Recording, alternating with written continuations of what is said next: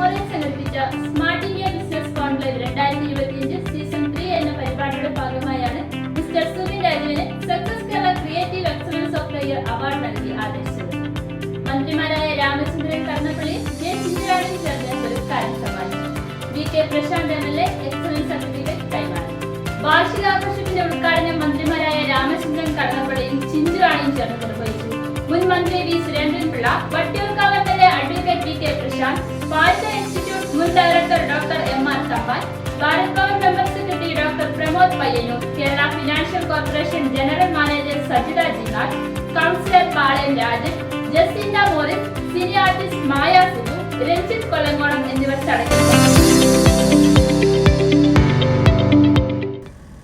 Hi, എൻ്റെ പേര് സുബിൻ. ഞാൻ കൊല്ലം ജില്ലയിൽ കുണ്ട്രയിൽ നിന്നാണ് ഞാൻ വരുന്നത്. എൻ്റെ പ്രോപ്പർ സ്ഥലം കുണ്ട്രയിൽ മുഴുവനാണ്. നമ്മൾ അവിടെ നിന്ന് ഇങ്ങോട്ടേക്ക് ഫേസ് ചെയ്തിരിക്കുമ്പോൾ എല്ലാവരുടെയും ഈ ഒരു ഫേസിലാണെങ്കിൽ ഒരു എൻ്റെ കണക്കോലെ ഈ ഒരു എന്നേക്കാൾ നല്ലതായി ഒന്ന് സ്മൈൽ ചെയ്ത് കഴിഞ്ഞാൽ നല്ലോണം ഒന്ന് പറയാൻ പറ്റുമായിരിക്കും. കാര്യം പലരും ഇവിടെ ഇരിക്കുന്നതാണെങ്കിൽ ഭയങ്കര സാഡായിട്ടും അല്ലെങ്കിൽ ആ ഒരു ഫേസിലാണെങ്കിൽ ഒരു ഹാപ്പിനെസ്സിൽ. എൻ്റെ ഫീൽഡ് എന്ന് വെച്ച് കഴിഞ്ഞാൽ ഈവൻറ്റ് മാനേജ്മെൻ്റ് ആണ്.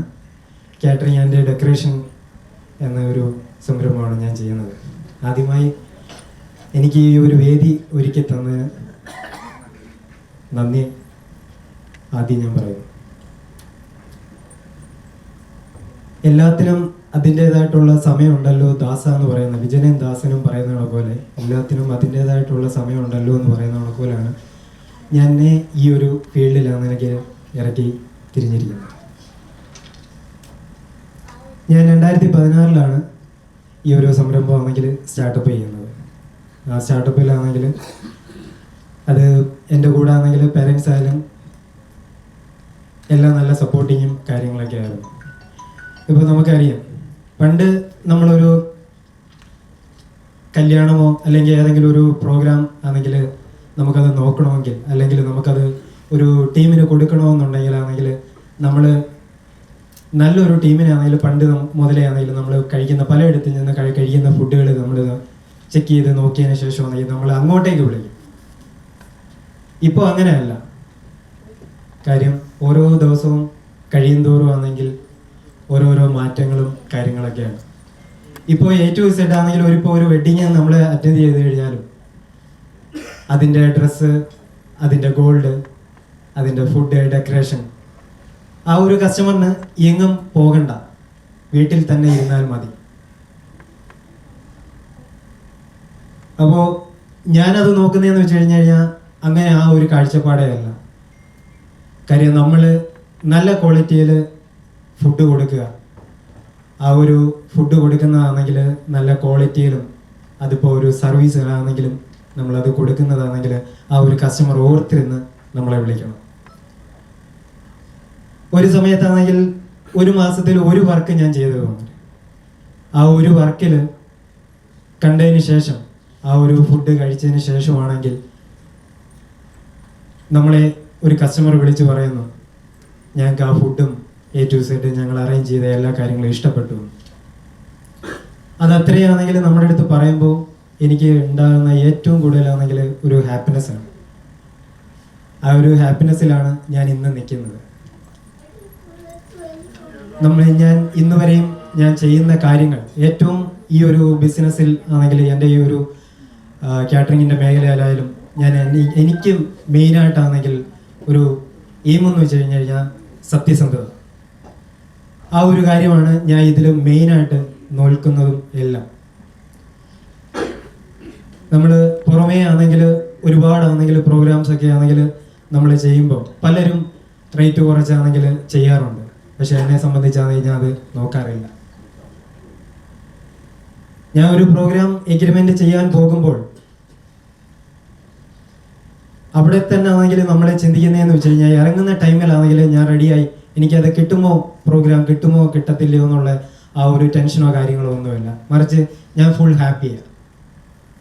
ഞാൻ അവിടെ ആ ഒരു കസ്റ്റമറിൻ്റെ അടുത്ത് ചെല്ലുമ്പോൾ ആ കസ്റ്റമർ ഹാപ്പിയാണെന്നുണ്ടെങ്കിൽ 100% ആ വർക്ക് എനിക്ക് കിട്ടുമെന്നുള്ള ഉറപ്പാണ്.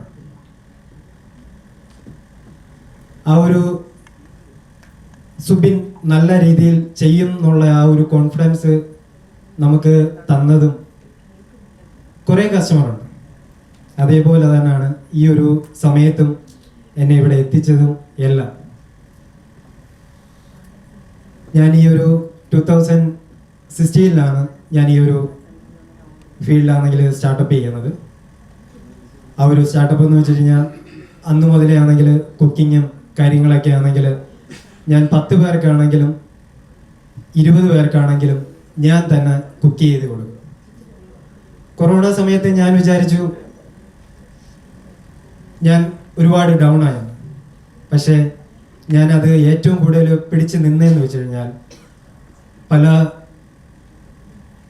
വീടുകളിൽ നിന്നും ഓർഡറും കാര്യങ്ങളൊക്കെ ആണെങ്കിൽ ചെറിയ ചെറിയ ഓർഡറൊക്കെ തന്നു കഴിഞ്ഞാൽ തന്നെ അത് ചെയ്യത്തില്ല എന്നുള്ള ആ ഒരു മൈൻഡ് മാറ്റിയതിന് ശേഷം ചെയ്യുമെന്നുള്ള ഉറച്ച വിശ്വാസത്തോടു കൂടിയാണ് ആ സമയത്ത് ഞാൻ കുക്കിങ് ചെയ്യുന്നതും നമ്മളെ ഏൽപ്പിക്കുന്ന കാര്യം അതിനനുസരിച്ചാണെങ്കിൽ ചെയ്തു കൊടുക്കുന്നത്. അത് ആ ഒരു ടൈമിലാണെങ്കിൽ പല എടുത്തും പല ഹോട്ടലുകളിലൊക്കെ ചെന്ന് കഴിഞ്ഞ് കഴിഞ്ഞാൽ ചില ഹോട്ടലുകളൊക്കെ അടച്ചു പൂട്ടി ഒക്കെ ഇട്ടേക്കുവാണ്. കാര്യം ഒരുപാട് ഗസ്റ്റിനെ ഒന്നും അറേഞ്ച് ചെയ്യാനോ എടുക്കാനൊന്നും പറ്റത്തില്ല. ഇപ്പോഴത്തെ ന്യൂജൻ ജനറേഷൻ എന്ന് വെച്ച് കഴിഞ്ഞ് കഴിഞ്ഞാൽ കൂടുതലും ആണെങ്കിൽ വെളിയിൽ നിന്നുള്ള ഫുഡും കാര്യങ്ങളൊക്കെയാണ്.